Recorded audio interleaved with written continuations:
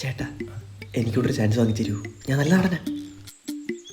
നിന്റെ അടുത്ത് ഞാൻ പറഞ്ഞു എന്റെ പടത്തിൽ ചാൻസ് ഇല്ല എന്തോ കേട്ടാ ചാൻസ് ഇല്ല, സ്ക്രിപ്റ്റ് നോക്കി വരുന്നു മാറിയില്ല. അല്ല സാറ് വിളിച്ചായിരുന്നു. ലോ തന്റെ അടുത്തല്ലടോ അവന്റെ അടുത്ത്. സാർ ഈ സ്ക്രിപ്റ്റിനകത്ത് എന്തായാലും എനിക്കൊരു റോൾ ഉണ്ട് സാറേ, സാർ ഒന്ന് കേറി വാ. സാർ നമ്മുടെ കഥാപാത്രത്തിന്റെ പേര് ബൈജു എന്നാണ്.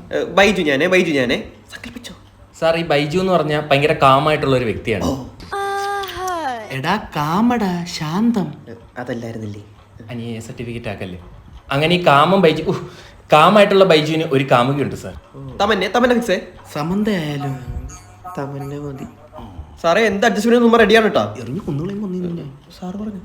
അങ്ങനെ സമാധാനമായി പൊക്കോണ്ടിരിക്കുന്ന ബൈജുവിന്റെ ജീവിതത്തിൽ ഒരുപാട് പ്രശ്നങ്ങൾ വന്ന് ആപ്പിലാവുകയാണ് സാർ. ഓ ബൈജു സാബ്, നിന്നെ വെച്ചാ ഞാൻ ആപ്പിലാവും.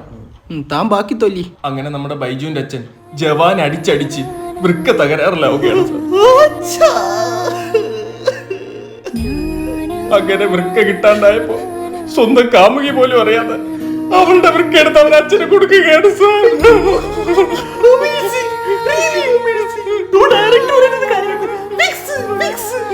ഇറങ്ങിപ്പോടാ സാർ. നിന്നെ ഞാനൊരു മാന്യനായിട്ട് തെറ്റിദ്ധരിച്ചു പോയി സാർ. ജനങ്ങൾ ബൈജുവിനെ ഏറ്റെടുക്കും, എടുത്തിട്ടടിക്കും. സാർ. ഇതെന്റെ ഡ്രീം പ്രൊജക്റ്റ് ആണ് സാർ. എന്നാ നീ അത് ഉറങ്ങുമ്പോ കാണും. എഴുതിച്ചു പോടാ.